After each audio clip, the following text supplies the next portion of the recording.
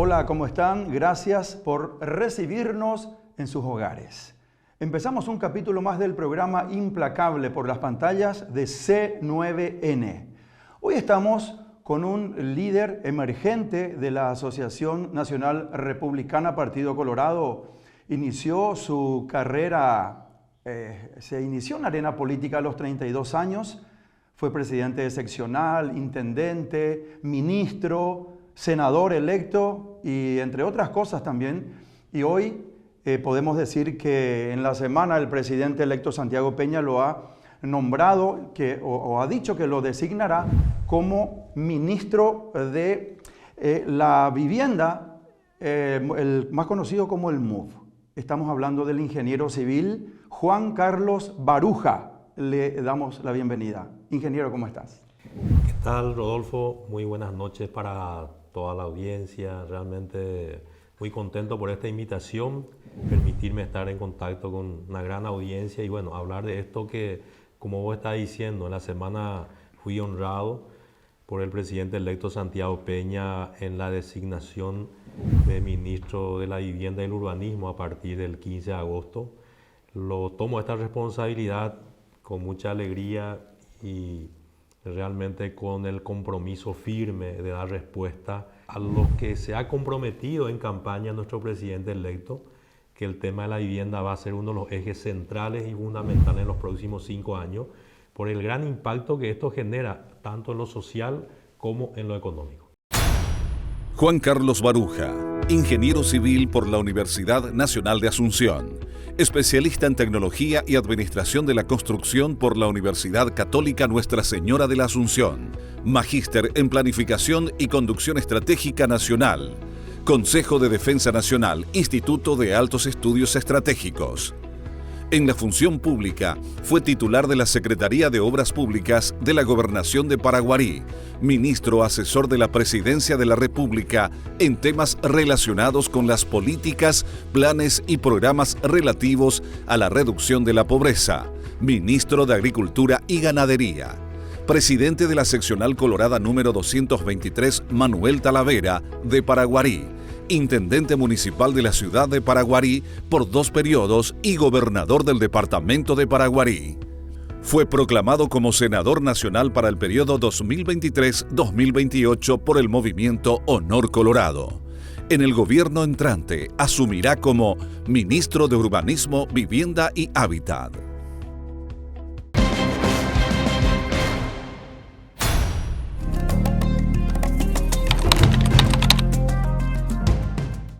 Te escuchamos decir, ingeniero, que el tema de crear fuentes de trabajo y todo lo que confiere el universo importante que confiere la construcción a través de este ministerio, de esta cartera que estará a tu cargo, los choferes, electricistas, piseros, y el sinfín de personas que pueden llegar a tener fuentes de trabajo.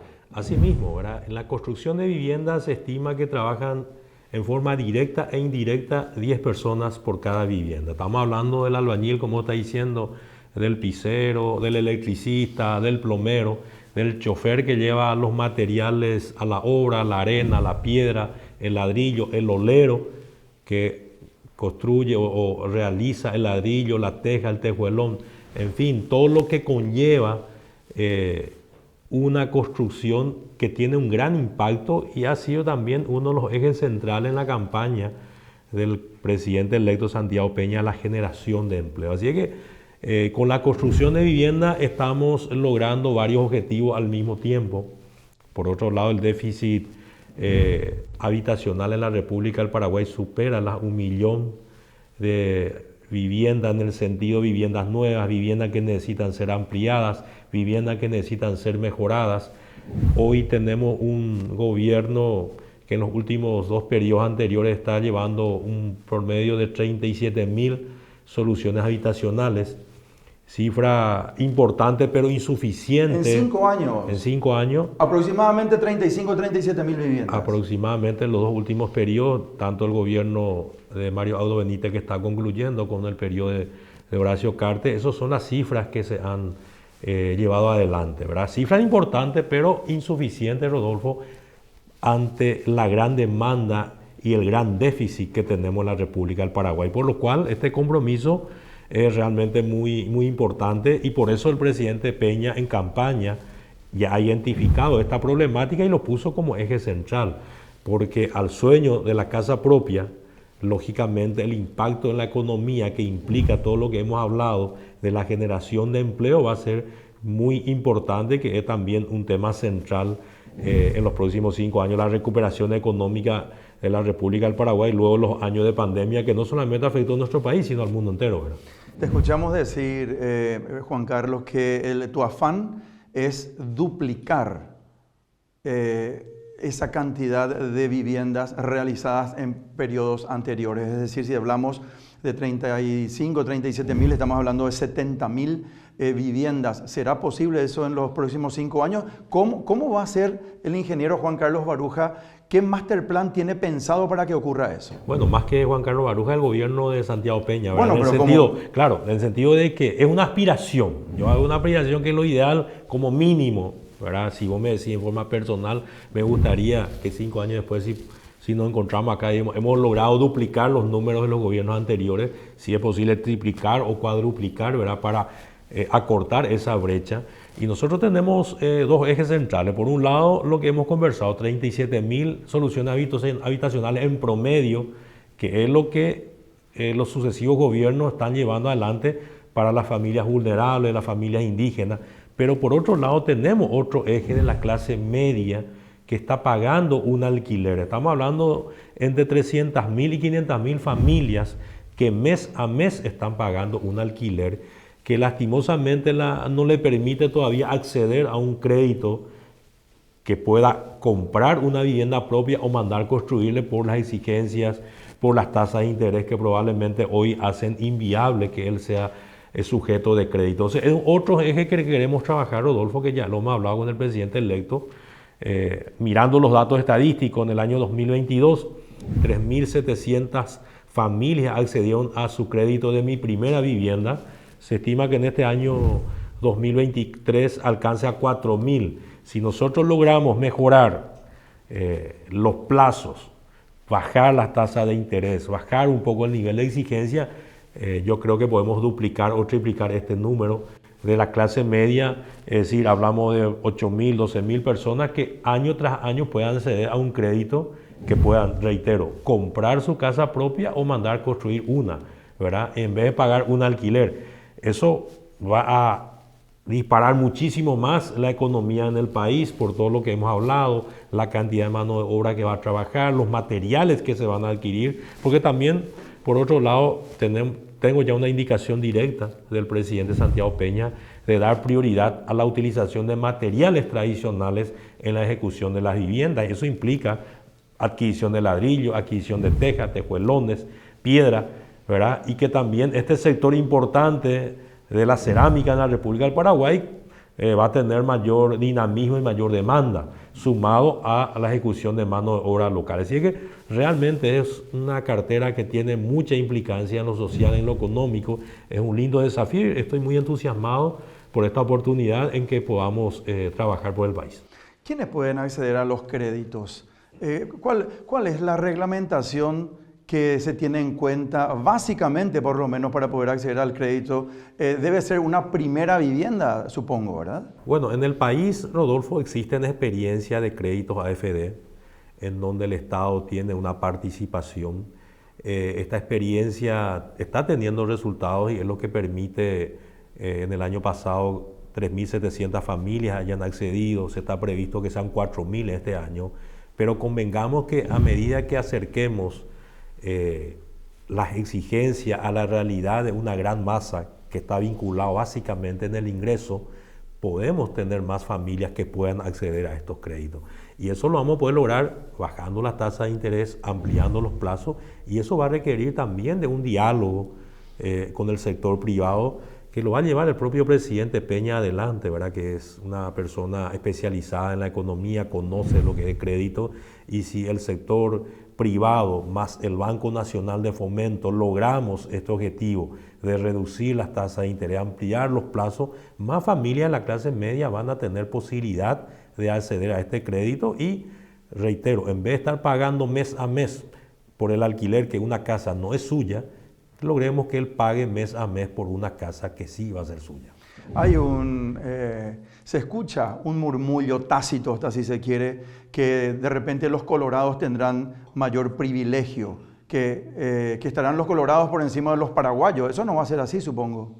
No, Rodolfo, nosotros indudablemente hemos llegado al éxito electoral a través del Partido Colorado, pero a partir de la designación como presidente estamos ya al servicio de todos los paraguayos sin distinción, ¿verdad? Y en lo personal yo te puedo decir, Rodolfo, que he ocupado otros cargos, ser intendente, gobernador, ministro, siempre mi gestión se ha basado en dar respuesta a todos los paraguayos sin mirar su condición de afiliado partidario o no, de condición religiosa, etcétera, etcétera, ni club, ¿verdad? Entonces nosotros vamos a estar a partir del 15 de agosto a disposición de los casi 8 millones de paraguayos, ¿verdad?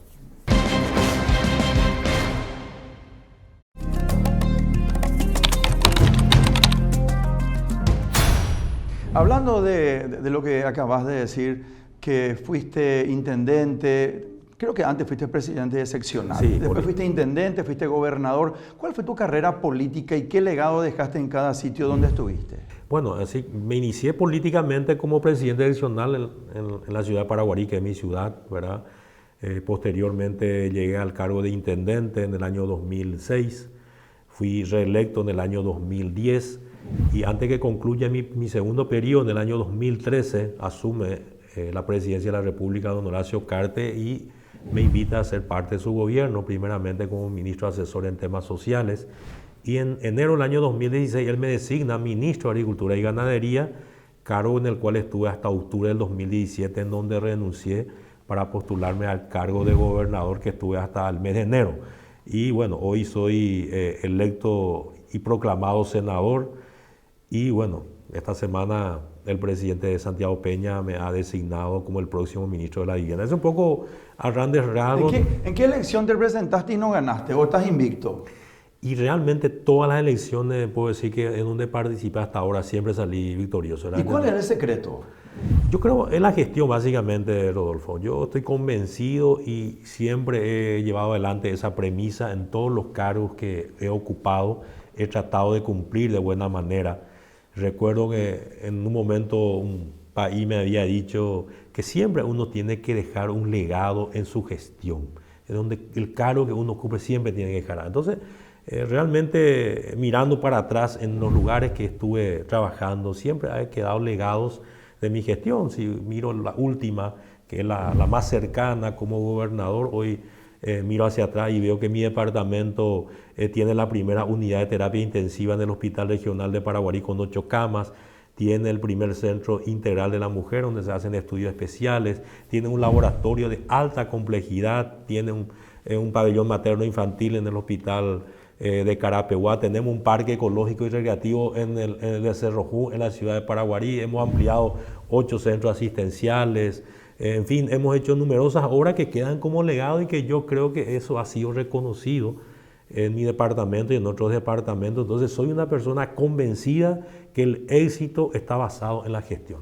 En pocas palabras, si vos haces bien tu trabajo, la gente te reditúa electoralmente. No es como muchas veces te reconoce. Habrá personas que a lo mejor no lo hacen, pero mayoritariamente yo creo que soy producto del resultado de mi gestión. Entonces, lo que pudiera yo decir a la gente que hace política, lo que están arrancando, lo que están es que procuren hacer bien su trabajo, que hay una gran mayoría silenciosa muchas veces que valora y reconoce tu gestión. Porque a veces uno dice, no vale la pena hacer bien las cosas, o la gente es prebendaria, o se vende, etcétera, etcétera. Yo no digo que no exista a lo mejor cierto segmento que tenga ese criterio, pero mayoritariamente soy un convencido que la gente valora y premia la buena gestión, así como también castiga una gestión deficiente, porque hemos visto en las últimas elecciones, Rodolfo, personas con mucho caudal, inclusive económica o de gran nombre, que no han logrado el resultado electoral, ¿verdad? Entonces uno mira eso y yo soy un convencido de la gestión. Le escuchamos decir al presidente electo y nombrando el equipo de transición al doctor José Alberto Alderete y a la doctora Lea Jiménez, que en cada uno de los sitios estarían técnicos, pero que al mismo tiempo serían políticos también. Vos sos ingeniero civil, pero también tenés una carrera política. ¿Cuánto cuenta la sensibilidad y la buena política de una persona al frente de un ente? Yo creo que lo ideal sería una mezcla de ambas situaciones, ¿verdad? Porque el conocimiento técnico sin la sensibilidad política y solamente la sensibilidad sin un cierto criterio probablemente no genera un éxito. Yo creo que la mejor combinación, lo ideal, ¿verdad? A mi criterio, es tener ambos, un poco de ambas cosas, ¿verdad? Por eso, en mi caso particular, esta nueva responsabilidad que lo vamos a asumir, hay que tener en cuenta que en ese sitio vamos a tener que pasar horas y horas con organizaciones sociales, con autoridades municipales, con autoridades departamentales, con diputados, senadores, o sea, en donde en mesas de trabajo uno va a tener que ir armonizando, ¿verdad? Porque el proceso para lograr un éxito en cualquier proyecto es tratar de armonizar todos los intereses en juego, ¿verdad? Justamente la semana anterior nosotros estuvimos en el Bañado Sur con el presidente electo, donde estuvimos con la cabeza de una organización social, que es el padre Velasco, que está trabajando con la ciudadanía en ese lugar. Y bueno, uno no puede ir a implantar una solución desde el gabinete o de una oficina sin dialogar con los afectados. Solamente cuando uno dialoga, consensúa, primero el estar en el sitio cambia muchas veces la realidad, Rodolfo, que estar entre cuatro paredes. Una cosa es estar entre cuatro paredes, planificar, y otra cosa es estar en territorio in situ, recoger la necesidad y a partir de ahí sí diseñar en gabinete o en laboratorio lo que requiere y plantea la gente. Entonces, yo creo que lo ideal sería tener un poco de ambas cosas. Y bueno, a eso yo creo que está apelando el presidente Santiago Peña, porque como él lo dijo, ¿verdad? No hay lugar para improvisar. Hay una ciudadanía que está muy ansiosa de esperar los primeros resultados positivos de la gestión y está apelando a lo que él cree que son las personas que le van a generar resultados en forma rápida. Hablaba el presidente electo de medidas importantes y de medidas urgentes. ¿Cuáles son las urgentes del ministerio a su cargo? Bueno, nosotros vamos a estar primeramente recabando todos los datos en estos 2 meses que nos quedan hasta el 15 de agosto, interiorizarnos un poco de la marcha, de los diferentes programas que tiene. A priori yo te digo, Rodolfo, soy el criterio que los programas que están caminando y que están teniendo resultados no tienen por qué parar. Al contrario, tenemos que tratar de dinamizar más. Un tema importante también es ir reduciendo la burocracia dentro del propio Estado. Nuestro presidente electo había dicho que me gustaría cada día eliminar una burocracia en cualquier segmento, porque las instituciones públicas tienen que ser facilitadores en las diferentes áreas del ciudadano paraguayo y no como muchas veces ocurre de ir poniendo palo en la rueda y de generar miles y miles de dificultades que al final hace que el ciudadano desista de cualquier intento. Por citarte un ejemplo concreto, ¿verdad? Hay un sector de la clase media que tiene cierto poder adquisitivo y que tienen que encontrar en el Ministerio de la Vivienda funcionarios que les ayuden a orientar de cómo obtener un crédito, desde la preparación de su propia carpeta, desde acercarle la institución financiera al ciudadano, no entregarle un papel y decirle, mira, estos son los requisitos, anda a completar y anda a buscar un banco. Claro. Tenemos que ayudarle a que elabore su propia carpeta, ayudarle a acercarle a la institución financiera hasta que salga su crédito. Hacerle un seguimiento. Hacerle un seguimiento, claro. Y que salga el crédito para que él con ese crédito adquiera una vivienda o mande construir una vivienda. Es el cerrar un poco el círculo, no tener una simple entrega diciéndole acá están los requisitos, anda a completar, y el 99% de la gente no sabe ni cómo preparar, no tiene una orientación y se va desilusionado, se va desesperanzado, ¿verdad? Y con justa razón. A mí me gustaría acercar el Estado al ciudadano, ¿verdad? De hecho, que el Ministerio de la Vivienda también tiene oficinas en varios departamentos, no en todos los departamentos, pero en los lugares que estemos y donde podamos estar más, que tenga esa actitud de facilitar, claro, y darle un seguimiento, de orientarle de acuerdo a su ingreso, cuál es el modelo de vivienda que él puede acceder. Porque tenemos diferentes niveles de ingresos. Tenemos los sectores vulnerables que no tienen capacidad de pago. Los sectores indígenas no tienen capacidad de pago, para lo cual están ciertos programas en marcha. Y tenemos otro segmento importante de la clase media, los 300 a 500 mil personas que están pagando un alquiler, que tienen un nivel de ingreso. Y veamos qué podemos hacer para que ese segmento tenga la posibilidad de adquirir su propia vivienda y no siga pagando un alquiler de una casa que no es suya.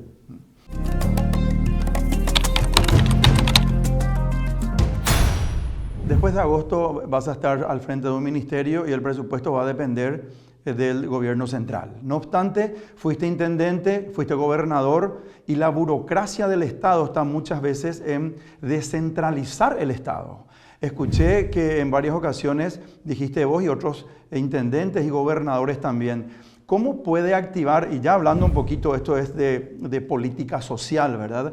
¿Cómo se puede activar para que se descentralice el Estado paraguayo y no se tenga que depender demasiado del gobierno central? Bueno, como vos decís, Rodolfo, yo he tenido la suerte de estar prácticamente en los 3 estamentos del Estado, ¿verdad? Intendente, el estamento más cercano a la gente, gobernador sería el segundo estamento y también la suerte de haber sido ya ministro del Poder Ejecutivo, que sería el tercer estamento, ¿verdad? Yo soy del criterio que hay que avanzar en un proceso de descentralización gradual, ordenada y con sanciones, ¿verdad? Es un proceso que tiene que ir transfiriéndose ciertas responsabilidades y con sanción en el sentido de que aquel que no lo esté utilizando de manera correcta sea sancionado. Porque muchas veces, hoy tener más de 260 municipios en la República del Paraguay, tener 17 gobernaciones, hay veces que vemos municipios o gobernaciones que probablemente no tengan la administración que desearíamos, pero castiguémosles a esos que no lo cumplen. No por eso metamos una bolsa al 100% de los municipios, al 100% de las gobernaciones y digamos, no están preparados. Porque la corrupción existe en todos los niveles. Así es. Muchas veces es un problema de impunidad, ¿verdad? Entonces, hay que ir avanzando en un proceso ordenado, planificado, para ir descentralizando ciertas áreas y ciertas situaciones que hagan que el ciudadano no tenga que venir hasta la capital por cualquier trámite que lo puede realizar en su propia comunidad. Y bueno, esa es cuestión de ir identificando. Hay algunas experiencias ya positivas, el caso de la descentralización de los consejos locales de salud, que en muchos lugares funciona muy bien, que en otros no tanto. Y bueno, vayamos castigando aquello que no está funcionando bien y vayamos premiando básicamente a aquellos que sí lo hacen. Entonces es un proceso que tenemos que avanzar. Paraguay probablemente es uno de los países más centralizados en el mundo y en América. Escuché, ingeniero, que aproximadamente del presupuesto de gastos de la nación solamente el 5% sumando, ¿verdad? O sea, sumando todo, el 5% está descentralizado, correcto. El 95% depende del gobierno central. Así mismo, Rodolfo. O sea, si uno suma todo el presupuesto de los municipios y las gobernaciones, no llega al 5%. O sea, poner el número más, número menos, 5%, ¿verdad? Tengo entendido el segundo país, Bolivia está en el orden del 15 a 17%. Hay otros países que están en el orden del 30%, caso creo que Brasil, Argentina, en fin. Entonces avancemos a un proceso gradual, ordenado, planificado, en que vayamos a ir descentralizando y preparando y capacitando a las autoridades municipales. Porque hay que tener en cuenta que probablemente el 70% de los municipios en la República del Paraguay son pequeños, que muchas veces nos cuentan con más de 5 o 6 funcionarios. Sí. Y vamos a ayudarle. De hecho, que hay instituciones, está la Secretaría Técnica de Planificación, que también tiene que coadyuvar, y de hecho lo está haciendo, para instalar capacidades en los municipios, en las gobernaciones, porque muchas veces también ocurren que hay voluntad pero falta instalar las capacidades, que a veces hay errores no porque sea un sinvergüenza necesariamente, sino por desconocimiento. Claro. Entonces es también un deber del gobierno central acercar esas capacidades al interior para que vayan mejorando, ¿verdad? Entonces yo creo que hay mucho por hacer y yo tengo la certeza y la fe de que el gobierno de Santiago Peña va a marcar un antes y un después en la historia democrática del país.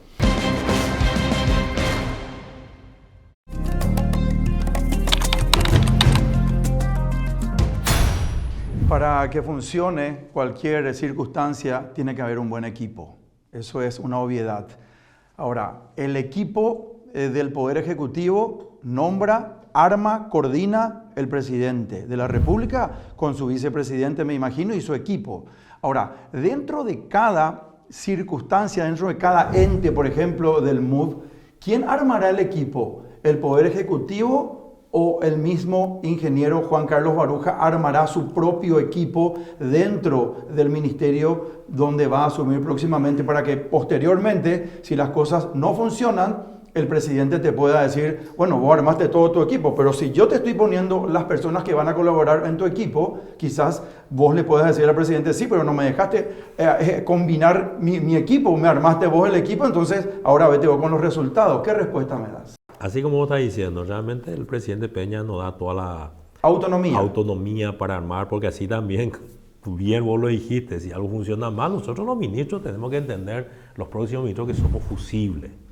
Si el resultado no está llegando al éxito esperado por la ciudadanía, esperado por el presidente, necesariamente tenemos que dar un paso al costado para que entre otros jugadores, porque nadie es más importante que todo el proyecto de gobierno. Entonces, cuando uno arma su propio equipo, no tiene pretexto para decir esto no me funcionó porque vino Juan Carlos y realmente no me rindió, pero vos le pusiste a Juan Carlos.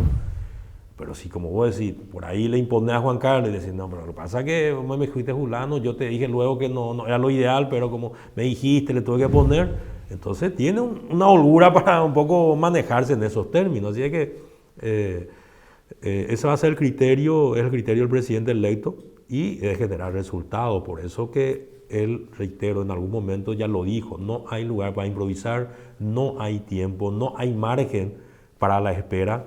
Tenemos que hacer el primer gol, si es posible, del vestuario, se dice normalmente en términos futbolísticos. En los primeros minutos tenemos que estar cantando ya los goles, porque ya hay una ciudadanía ansiosa en la gradería que está ya con la naranja para tirarnos en el interior. No, se dice, dijeron vamos a estar mejor durante toda la campaña. Claro, entonces nosotros en el interior siempre está la naranja en el partido de fútbol que ya empieza a tirar al referee, al jugador cuando no se generan los resultados, y así vamos a estar, y así tiene que ser.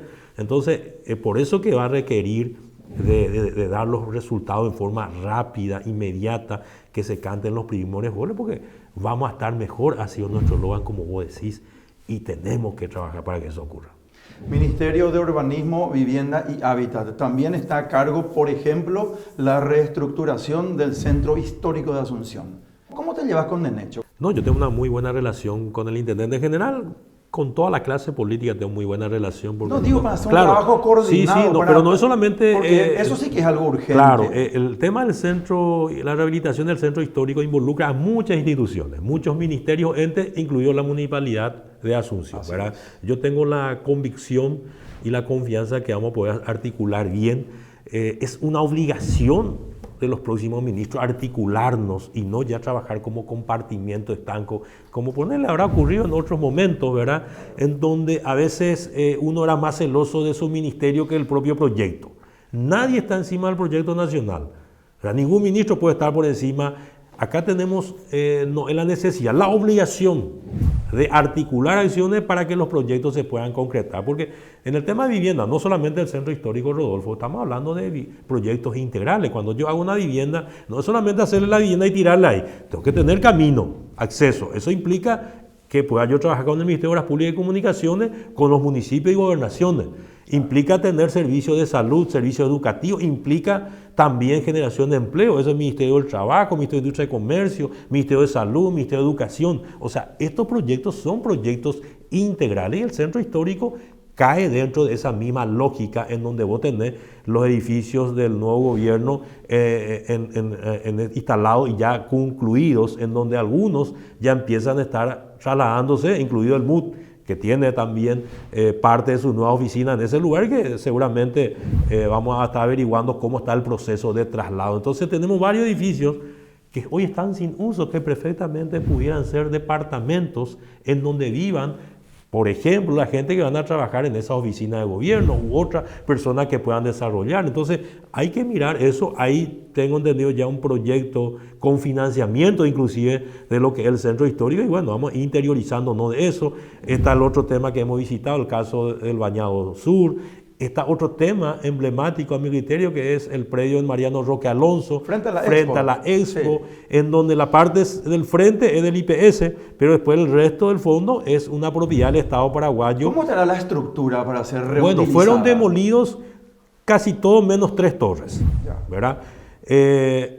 Hoy hay que verificar si esas 3 torres que han quedado realmente cumplen con las condiciones estructurales para que puedan ser construidas, y si cumple, bueno, se va a utilizar, y si no lo cumple ya, bueno, hay que demolerlo. Pero vos tenés un terreno ahí que es el Estado paraguayo, que el Ministerio de la Vivienda, según la información que tengo, y que bien en una alianza, tal vez en un pensamiento que lo que tenemos que pulir bien público-privada, entra al Estado del terreno. ¿Por qué no decir que el sector privado entre la construcción? Están previstas, según el diseño que he visto, 2.500 departamentos o 2.000 departamentos. Pero ahí estamos hablando otra vez de crear fuentes de trabajo. Totalmente de acuerdo, en una alianza privada donde vos ya tenés el terreno en un lugar privilegiado, sobre una traschaco en donde con las obras de la Costanera Sur vos estás en el centro en 15, 20 minutos, ¿verdad? Y si nosotros logramos articular eso, trabajar con el sector privado, que construya 2.500 departamentos, por ejemplo, ¿verdad? O habría que ver el modelo de negocio. Imagínate, son 2.500 familias que pueden tener su propia vivienda, que tiene cierta capacidad de pago. Son 10.000 personas que van a vivir en ese lugar. Entonces, miremos de esa manera. Miremos, ese es un poco lo que a nosotros nos entusiasma y nos llena. También el propio Estado paraguayo, Rodolfo, tiene mucha tierra. Muchos ministerios tienen tierra, militares, algunos, que están hoy sin uso, que a lo mejor en vez de gastar en comprar tierra para construir vivienda, si ya lo tenemos, ¿por qué no acceder a esa tierra y ese recurso que se iba a utilizar para comprar el terreno, lo utilicemos para construir más viviendas, por ejemplo? Entonces, a eso apuntan por ser más eficientes y más eficaces, a mi criterio, ¿verdad? Yo te escucho y es verdad, hay tantas cosas que se pueden hacer. Realmente aquí todo se tiene una circunstancia, hasta si se quiere, virgen para empezar, para hacer tantas cosas. ¿Por qué hay tanta pelea entre los paraguayos? La gente está realmente cansada de las peleas, el pueblo que no siente la asistencia, la proximidad del Estado paraguayo, está pero realmente harto, hastiado de las peleas. ¿Por qué no nos ponemos de acuerdo, ingeniero, y no llevamos un país que soñamos para nuestros hijos y nuestros nietos? Aquí todo está por hacerse. Coincido 100% contigo, y ya lo he dicho en otra oportunidad, no hay razón hoy para no ponernos de acuerdo. Fíjate un detalle, las próximas elecciones municipales son en 3 años prácticamente, en el año 2026. Desde el punto de vista partidario, las próximas elecciones partidarias son en el 2028. O sea, tenemos una holgura de más de 2 años en que no va a haber elecciones. ¿Y cuál es el pretexto para ponernos de acuerdo entre toda la clase política? Y digamos, hagamos esto, que va a beneficiar a miles y miles de familias. Por ejemplo, tocamos este tema puntual, la política habitacional. Tenemos un déficit de más de 1 millón. Si nos ponemos y tomamos como eje, uno de los ejes principales, reducir drásticamente el tema de la déficit habitacional, la cantidad de familias que van a tener su casa propia por un lado, la cantidad de trabajo que vamos a generar, porque es alto el nivel de empleo que se genera en la construcción de vivienda. ¿Y qué va a salir ganando? Todo el Paraguay. Así es. Coincido 100% contigo. Ojalá que nosotros, la clase política, interpretemos eso. Y la no interpretación ha sido producto de la cantidad de votos que tuvo un candidato que casi llegó al 25%. Ese producto, sí, justamente lo que vos estás diciendo, del hastío de la ciudadanía a la clase política, que en vez de preocuparse y ocuparse en generar soluciones para la gente, se ocupa de sus temas personales y se ocupa de sus peleas personales. Absolutamente. Quería hablar justamente de ese tema también contigo. El Partido Colorado tuvo aproximadamente 1.300.000 votos. Ahora, sumando todos los votos de la oposición, llámese Cruzada Nacional, Concertación, superaron esa cantidad de votos. Quiere decir que la oposición tuvo más votos que el Partido Colorado. ¿Cómo se subsidia, por llamarlo de alguna manera, el descontento que tiene toda esa cantidad de gente? Con el trabajo, con lo que estás hablando, con las oportunidades de trabajo, con un cambio radical de vida que se merecen ellos también. Para mí es muy simple, solamente con gestión y con resultados.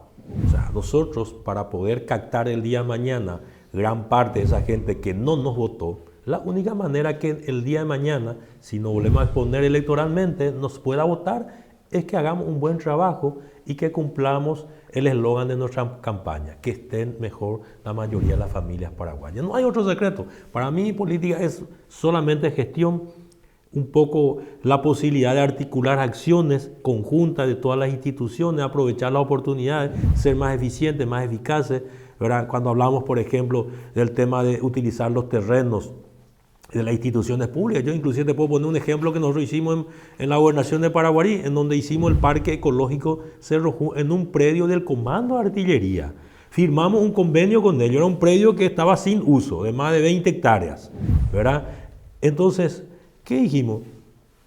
Nosotros podemos trabajar en conjunto. Ellos tienen el terreno, nosotros tenemos la posibilidad de tener los recursos. Firmamos un convenio, hicimos un parque que hoy está siendo utilizado por miles y miles de familias paraguayas, ¿verdad? Entonces, es un ejemplo. Entonces, ponerle que en un lugar, ¿verdad? Tengamos terreno ocioso de cualquier institución pública, ¿por qué no? Articular acciones, en este caso con el Ministerio de la Vivienda, podamos construir en esos lugares vivienda para la gente vulnerable o no vulnerable o clase media, y solucionamos el problema en vez de estar pagando por terrenos utilizando el recurso del Estado cuando ya lo tenemos en forma ociosa en diferentes lugares de la República del Paraguay. Y eso es pensar un poco en patria a mi criterio. No, porque no, el ministerio es mío, no podemos desprendernos. ¿Desprendernos de qué? Si la solución tiene que ser para la familia paraguaya. Entonces, esa es mi visión, ¿verdad? Puedo estar equivocado, pero por ahora es lo que creo.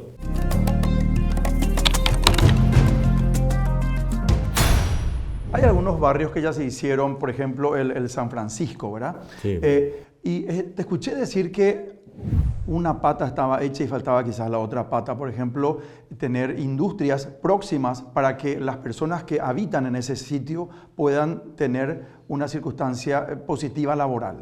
Asimismo, el concepto que tenemos de la vivienda en forma integral, ¿verdad? El caso del barrio San Francisco es una experiencia que ha tenido sus aciertos.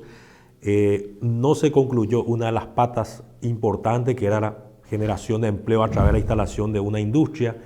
Eso hoy está empezando a ser subsanado, ya se está reiniciando la posibilidad de instalarse esta industria con el objetivo de que la gente que viva, trabaje y se genere arraigo en ese lugar. Entonces, hablamos en ese sentido del integral, en el sentido de no solamente provisión de vivienda, sino de acceso, camino, de salud, educación y por sobre todas las cosas, empleo.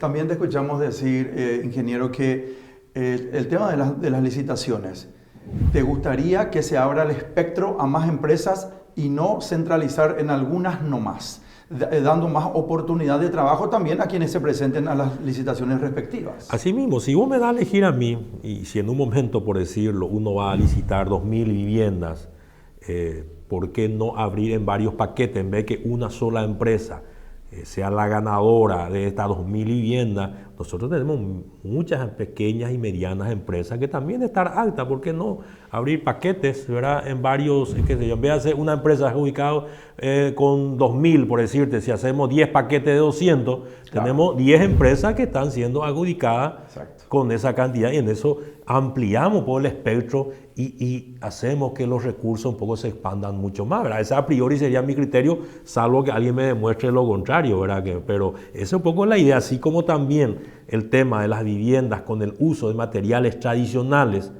¿verdad? Que va a dinamizar la economía al sector cerámico, a los oleros, al ladillero, tejuela, tejuelón, al transportista. También sabemos que existen soluciones habitacionales con viviendas prefabricadas. Pero ahí tenemos dos dificultades. Uno, la idiosincrasia del paraguayo es tener su casa de material. Segundo, probablemente eso va a favorecer a muy pocas personas en cuanto a beneficio económico, tal vez 2 o 3 empresas que van a importar ese producto, poca gente que va a trabajar, poca gente en forma directa e indirecta. Entonces yo creo que ahí darle una visión también esencial sin afectar el costo, porque creo que hoy por hoy tampoco tiene una ventaja económica la vivienda prefabricada. Entonces hoy la directiva del presidente electo, salvo que sean comunidades muy alejadas en donde el transporte, el material sea muy complicado, Rodolfo, yo te diría que opto por materiales de uso tradicional, por darle mucha participación a muchas empresas para que puedan ser adjudicadas en la construcción. En la zona de Concepción, por ejemplo, un sitio muchas veces olvidado por el gobierno central.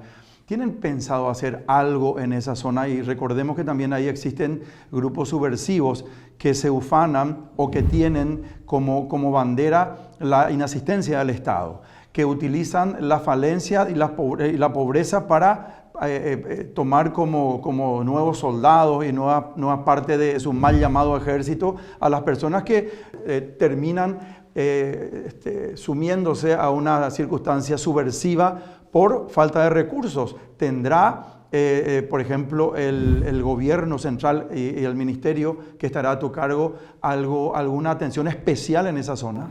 De hecho, en mi experiencia, cuando fui ministro asesor del gobierno del presidente Horacio Cartes, del periodo 2013 hasta fines del 2015, me cupo recorrer mucho la zona de San Pedro, Concepción, Canendillú.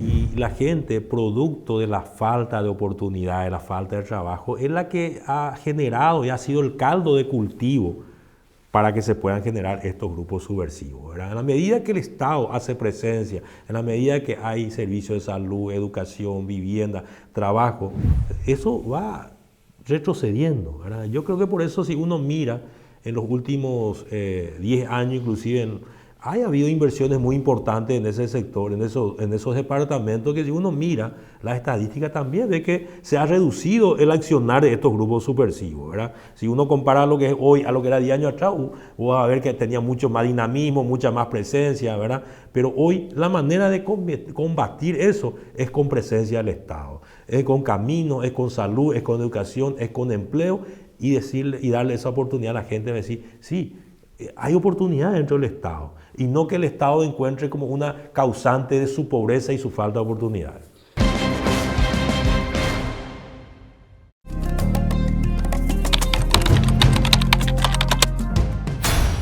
Cuando se habla de la primera vivienda, senador, ¿cuáles son los requisitos que necesita una persona para poder acceder a la primera vivienda? Básicamente, tiene que demostrar algún ingreso X, tiene que demostrar, o quizás tenga un terreno o no tenga nada absolutamente y pueda gozar de esa oportunidad, porque realmente lo más difícil es el inicio, es empezar. No tengo nada y quiero una vivienda. ¿Qué le decimos a esa gente? Bueno, y justamente sobre ese tema vamos a estar trabajando, Rodolfo, de manera a poder cada vez facilitar más, ¿verdad? Porque muchas veces el nivel de exigencia es tan alto que desalienta, desanima a cualquier persona, e inclusive algunos, mientras en broma y en serio te dice, si tú ya cumplir todas estas exigencias no necesito ir al banco, obvio, porque ya te requiere lo que tengas prácticamente lo que vos estás pidiendo. Eso quería Entonces llegar. Vamos a trabajar en eso. Yo no te quiero responder puntualmente hoy porque me estamos empezando a empaparnos de la realidad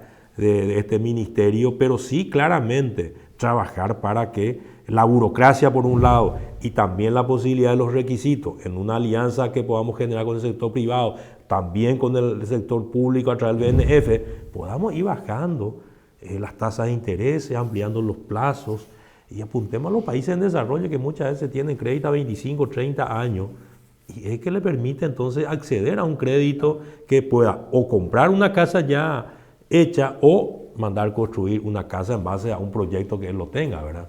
Entonces yo creo que con eso vamos a lograr ese doble objetivo, reducir el déficit habitacional, generar empleo, que también es otro de los ejes, y bueno, y todo lo que conlleva el resto de seguridad, educación y salud. Pasando un poquito la página de todo lo que es el ingeniero Juan Carlos Baruja, el senador electo, me imagino que vas a jurar, vas a pedir permiso para asumir después del 15 de agosto como ministro. ¿Qué te acordás de tu infancia? Y realmente yo me siento muy privilegiado en ese sentido. Tengo uno del mejor, probablemente mi mejor época ha sido la infancia, la escuela. ¿Dónde? En Paraguarí. En la escuela Paraguarí. hice en la escuela hoy San Roque González de Santa Cruz, que tiene una vinculación con la escuela, con el Colegio Cristo Rey, Técnico Javier, porque eran párrocos de la congregación jesuita. ¿Pero vos sos tímido o ya eras líder en tu colegio? No, yo realmente, la circunstancia me llevó un poco a la política, porque nunca, aunque no lo creas, ¿verdad? De hecho que me inicié a los 32 años en la gestión política, no estaba en mis planes, ya era profesional, ingeniero, trabajando, pero bueno, la coyuntura de darme cuenta que desde la gradería no poder transformar tu realidad es lo que me impulsó a ingresar en la política. Así es que realmente yo estoy muy agradecido de haber estado en una institución educativa que me enseñó valores y que me dio una fuerte formación, y aparte de la familia, que es fundamental, y bueno, eso hasta hoy lo recuerdo, y creo que es mi mejor época, ¿verdad? La época de la niñez, donde uno comparte, creo que es la mejor época, ¿verdad? Al menos en mi caso particular. ¿Practicás deporte, fútbol? Mira, yo soy un futbolista frustrado, practicaba fútbol hasta hace 3 años, donde en un partido de fútbol me rompí el tendón de Aquiles, ¿verdad? ¿Pero profesional? No, profesionalmente empecé a practicar cuando era en el colegio, pero me dejé muy rápidamente porque en ese momento el tema del fútbol no era la prioridad, ni no era lo que hoy es por hoy, ¿verdad? Entonces existe el chiste que antes, 30 años atrás, 35 años atrás, tus padres si jugaban fútbol, dejate de joder, anda a estudiar. Hoy es que estás estudiando, dejate de estudiar, anda a jugar, ¿verdad? Entonces, era otro momento, otra época, pero en fin, son circunstancias y bueno, apostamos a una formación profesional y bueno, posteriormente, como te comenté, a los 32 años, bueno, dije, bueno, si vamos a transformar la realidad de la gradería, tenemos que pasar a la cancha y bueno, aquí estamos ahora. ¿Qué te hace feliz, Juan Carlos? Y la satisfacción que más siento es cuando puedo, de mi gestión, ayudar a la gente. Sinceramente, y eso es fuera de todo discurso político, ¿verdad? Pero la posibilidad de que se acerque una familia, una persona, que inclusive a veces con lágrimas en los ojos, por darte un ejemplo, ¿verdad? En la gobernación de Paraguarí entregamos en el periodo de 4 años y medio más de 1000 sillas de ruedas, 1300 aproximadamente, ¿verdad? Y que en una recorrida alguien te diga, y casi llorando, gracias a vos, acá tengo esta silla de ruedas. Una silla de ruedas, voy a decir algo tan ínfimo, ¿verdad? O cuando uno te dice, estuve en tal servicio hospitalario o pude usar la terapia intensiva que se construyó en vez de ir a otra parte. Pequeñas cosas, porque la gente nuestra es muy agradecida, sinceramente, con pequeñas cosas. Probablemente tiene mucha gratitud. Y uno puede decir hasta pequeñas cosas que para uno puede ser insignificante, resultó ser muy importante. Y a mí me cupo, por eso me entusiasma mucho este tema de la vivienda, Rodolfo, porque cuando fui ministro de Agricultura, en el periodo del gobierno del presidente Cartes, y en los días de gobierno participábamos en las diferentes instituciones, entregábamos nuestro aporte, donde vi más emoción, lágrimas en los ojos, es cuando recibía su vivienda.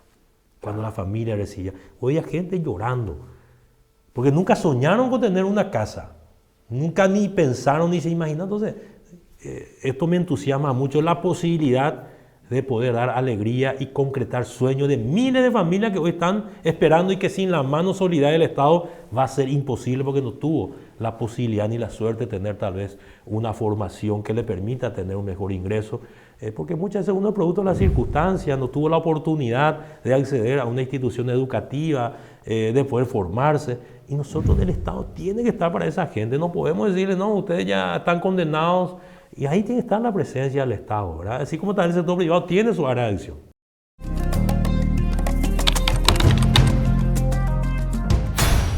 Muchas veces hablamos de lo que queremos hacer o de lo que vamos a hacer. Yo quiero preguntarte, ¿qué hiciste durante tu gobierno como intendente, presidente seccional y como gobernador. Tengo entendido que dejaste un legado importante dentro del departamento del Paraguarí. Creo que gracias a Dios en todos los lugares en donde he participado o he pasado hemos dejado nuestro legado, ¿verdad? Por citarte rápidamente, bueno, cuando fui presidente seccional empezamos a hacer jornadas de capacitación, instalamos computadoras que eran ya computadoras viejas, empezamos a enseñar a los jóvenes Excel, Word, que la gente se pueda capacitar para que tener herramientas mínimas. En fin, cuando fui intendente de mi ciudad, trabajamos mucho con las comisiones vecinales, con los comités de agricultores, dejamos un polideportivo en la ciudad de Paraguarí, trabajamos con la gente del mercado, adquirimos una ambulancia con la cual traíamos los pacientes de Paraguarí, gente que se tenía que dializar, atenciones, compramos un tractor agrícola que hasta hoy está trabajando. El Ministerio de Agricultura y Ganadería, en esta campaña electoral, he podido llegar a viviendas donde decía, vení, puedo mostrar, mira, este es el pozo artesiano que cuando vos fuiste ministro de Agricultura tengo, y hasta hoy me sirve, con esto estoy regando mi plantación, mis verduras, ¿verdad? Y estoy produciendo. Y bueno, y lo que es como gobernador, lo que te cité, ¿verdad? Las cosas que hicimos, una de las más emblemáticas, lógicamente, para mí, la que más significó porque hicimos en plena pandemia, es la primera unidad de terapia intensiva con 8 camas, que lo hicimos en 4 meses en plena pandemia y que hoy está funcionando ya más de 2 años y medio. Y ha recibido pacientes no solamente de mi departamento, sino al estar conectado en red, ha recibido pacientes de todo el país, inclusive del Chaco, ¿verdad? Esas son las satisfacciones que uno encuentra y bueno, eso a mí me motiva mucho, Rodolfo, de la posibilidad de que miles y miles de familias a partir del 15 de agosto nosotros podamos dar la solución al tema habitacional. ¿Cómo es el país soñado para vos? ¿Qué tiene que cambiar radicalmente en el Paraguay para que sea un país soñado, un país anhelado?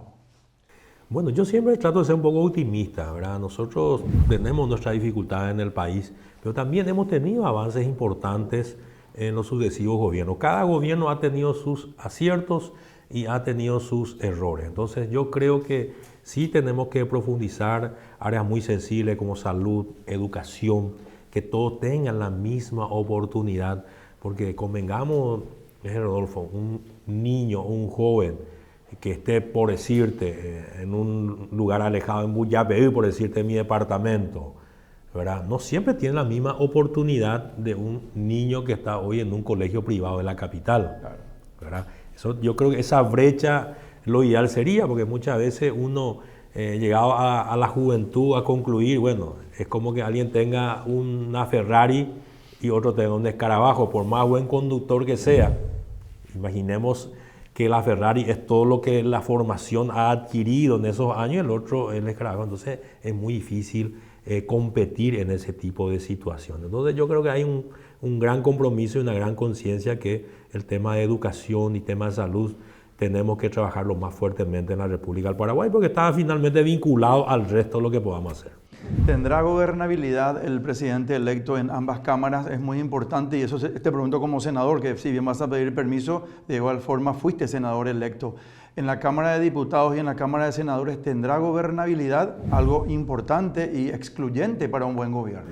Yo tengo mucha confianza que nuestro presidente electo hoy por hoy ha adquirido una experiencia muy relevante en los últimos años. De hecho, que su capacidad técnica ya lo ha demostrado como ministro de Hacienda, pero creo que llega en términos futbolísticos en su mejor momento, porque estos años, estos 5 o 6 años, luego de la derrota del 2017, a él le ha permitido adquirir una gran experiencia en el manejo político, en el contacto con la gente, en conocerle a la dirigencia. Y yo tengo muchísima confianza, estoy seguro que él va a tener la capacidad y ya lo está demostrando. Hasta ahora ya hemos logrado consensuar en la Cámara de Diputados, yo creo que también en la Cámara de Senadores hay posibilidad de lograr ese propósito. Y con la madurez del resto de la clase política, por lo que te había citado anteriormente, no tenemos elecciones prácticamente en los próximos 3 años, no existe razón para no ponernos de acuerdo la clase política en trabajar por el país y por la gente. Entonces, están dadas las condiciones, ojalá que sea así, tengo confianza en Santiago Peña y le digo a la ciudadanía que le tenga confianza que vamos a hacer una gran gestión. Pidiendo que seas lo más sincero que se pueda, ¿cómo le calificas a Juan Carlos Baruja? Si te miras a un espejo y tenés que decir, Juan Carlos Baruja es, ¿cómo te definís? Y yo básicamente creo que me defino como un trabajador que busca y que voy a buscar incesantemente lograr el resultado que esperemos.